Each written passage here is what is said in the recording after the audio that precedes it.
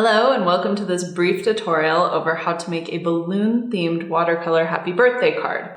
So I'm starting off with a piece of watercolor paper. This watercolor paper is, let's see if I'm remembering correctly, 9.25 inches tall by 9.25 inches tall by 8 inches wide.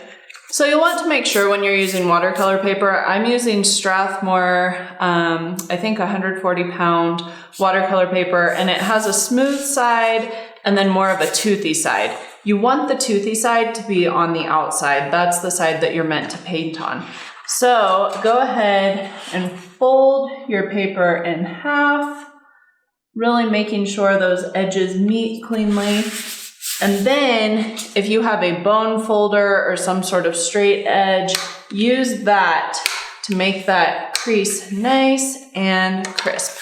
Now you're going to use a ruler to divide this card into 3 different parts. So you can see that the card is 4 inches wide. So I'm going to mark the middle here and then also the 1 and the 3. So each of these guidelines are 1 inch apart.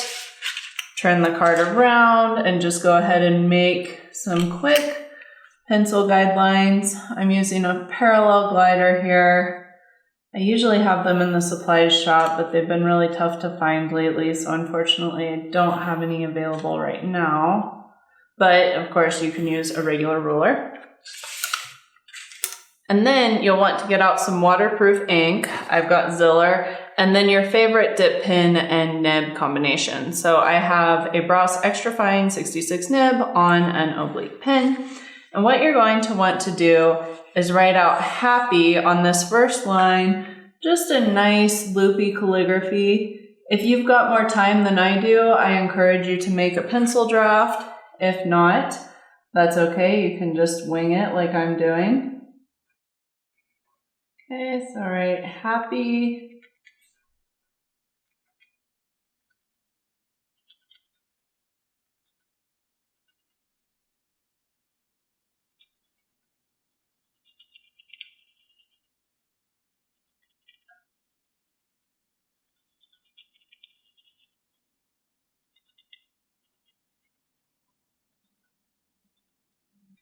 And then go ahead and end that with a nice long tail that roughly follows that horizontal guideline that we made, or I guess vertical, depending on how you're looking at the card. We'll fill in that stroke a little more. And then the second line is going to be birthday. We'll start it a little above this line. You have to be careful with the lowercase b's because it's really easy for them to look like F's. So make sure that this part of the B does not dip down too low.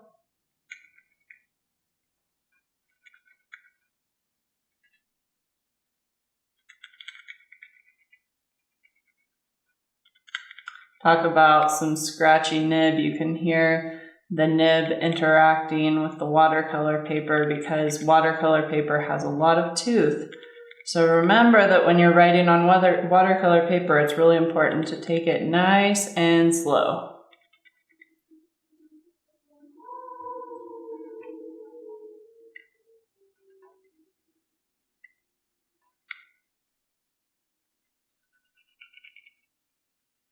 And again, finishing up that Y with a tail, and let's make that tail go on for longer than it did after happy, because eventually this is going to be a balloon. Okay. Now, let's dot our I and cross our T. And then this one is going to be to you.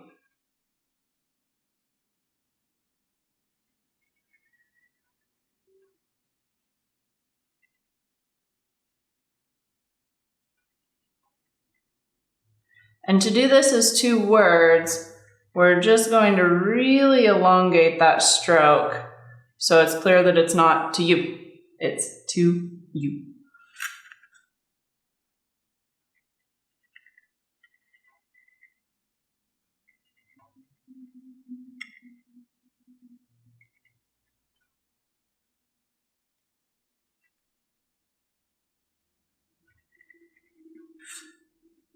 And then again, elongating this stroke. And we'll make that a little bit shorter than our first one and cross our T. Once you've got that calligraphy written, it's time to make a pencil draft. So we're going to draw 3 balloons first, one on each end of the calligraphy here. So start by drawing a nice oval. And then at the bottom, you'll put, you know, the bottom part of the balloon, I guess the excess. And we'll make these slightly different sizes because in real life, you blow a little more air into some balloons, you blow a little bit less into others.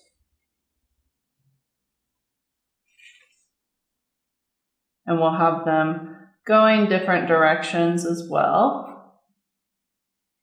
And it's okay, of course, if your ovals are not perfect because ovals are not perfect in real life. Now, to make this more festive, we're going to add a couple more balloons. So, let's see, I wonder if I could get away with snaking one of those over here. I think so. Then let's do one over here.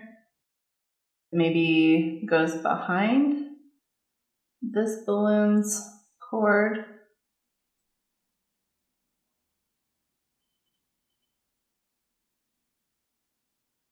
And I'm now wondering if it would be overkill to add one more balloon.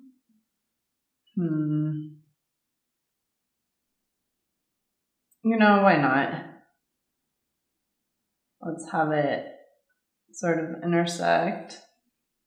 And then what I'm going to do is have this balloon go behind this balloon. So I'll sketch it out behind there.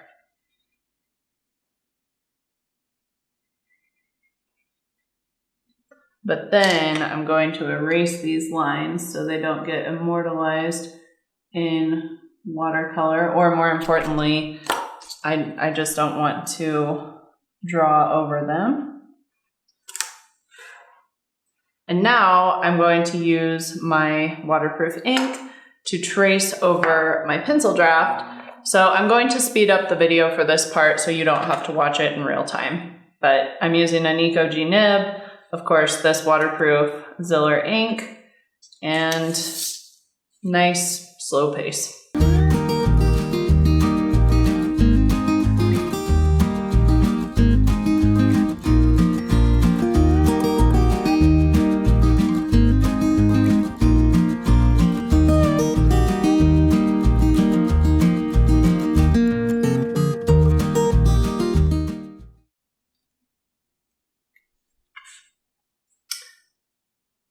Okay, now let's draw rectangles on the sides of these balloons that fit the contours of the balloons, just to show that our light source is coming from over here on the left.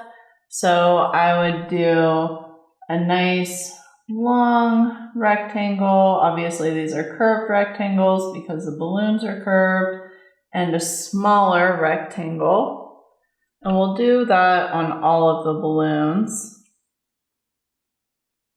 So this is just an area that we know not to color in when we get to the watercolor step after we erase our pencil guidelines. And that will make it look as though there is light bouncing off of these balloons.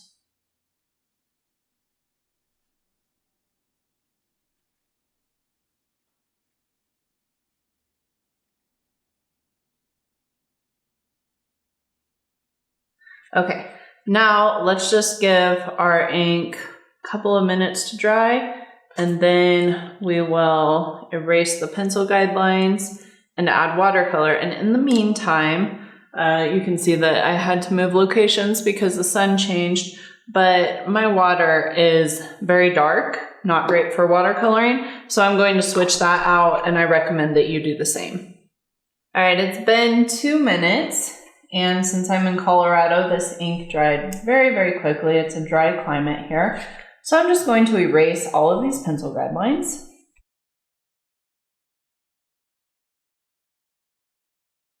Okay, and now it's time to add watercolor to these balloons. So I've got my Winsor & Newton Cotman palette here, and I'm going to moisten, let's see, red balloons are always good for birthdays. Let's do maybe some green balloons too, and then a blue. But this is all up to you and whatever your color preferences are, or if you know your recipient likes a particular color, you can lean in heavily on that color. And I've got a size 3 paintbrush here because my balloons are fairly large. So I guess I'll start with the red.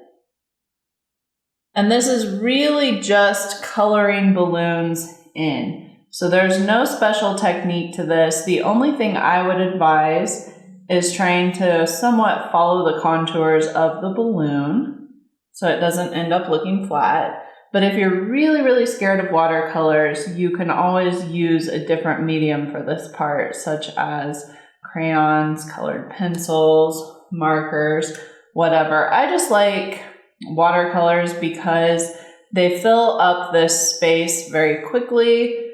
They're easy to use, especially if you don't have to employ any sort of technique here. And they're nice and vibrant. Okay, so there's our first red balloon. And then I think I'll do, oh, I missed a little bit of pencil there. I think I'll do another red balloon behind here.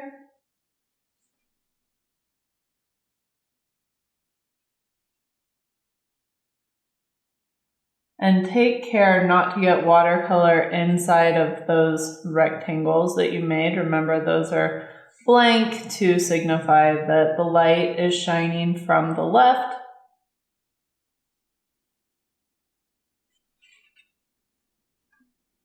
And then maybe we do a third red balloon because these are really nice and festive. Actually, I'm going to wait to do that one because I'm right-handed. So this should be the last balloon I do because otherwise my hand is going to be on that balloon and I would bet you that I will smudge it, which I don't want to do. Would like to avoid.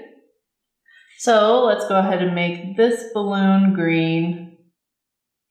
Really important that you have your pencil draft lines nice and erased at this point, because if you don't, they become immortalized underneath the watercolor. Gosh darn it, I did smear watercolor anyway. I'll show you how to scrape that off. This is why it's best to work from left to right if you're right-handed, or right to left if you're left-handed, because that way the wet balloons don't get under your hand. But mistakes can be fixed. And I am glad I made that mistake on a certain level because I can show you how to fix it. And then let's see, what else did I pick? Blue. So let's do this balloon.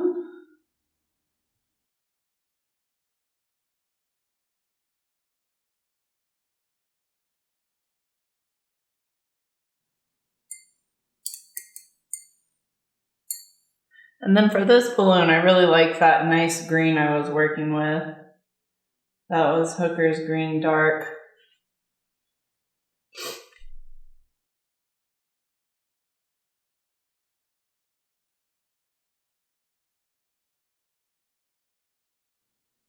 Alrighty, and let's finish up by making our last balloon red.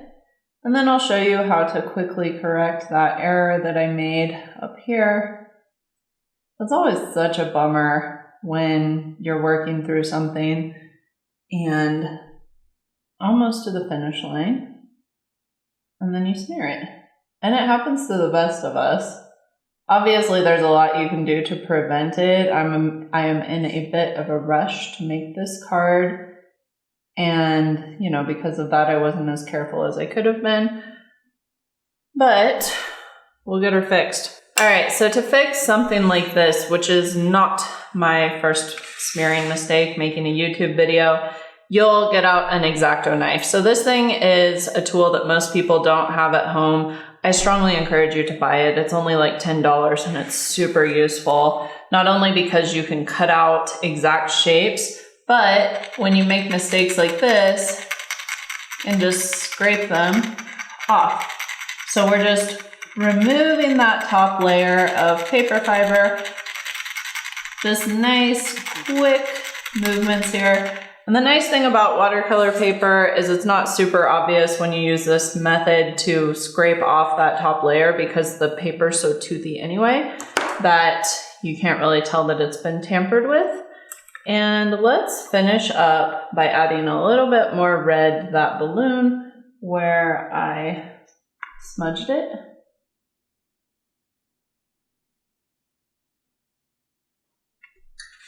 And then we're done. I hope that you enjoyed this simple watercolor birthday card tutorial. This is one of my favorites because a lot of TPK tutorials are fairly involved, I'll give you that. But this one, if you think about the time that it would take you to go to the store, browse the birthday cards and pick one out, you're actually winning time-wise with this because it's so simple. It takes about 15 minutes to put together and then you can pop it in a number 10 envelope, send it out, and you are all good. If you have any questions about how to make it or the materials that I used, I'm happy to answer. Just ask away in the comments. And yeah, I'll see you in the next TPK YouTube video. Do not forget to like and subscribe.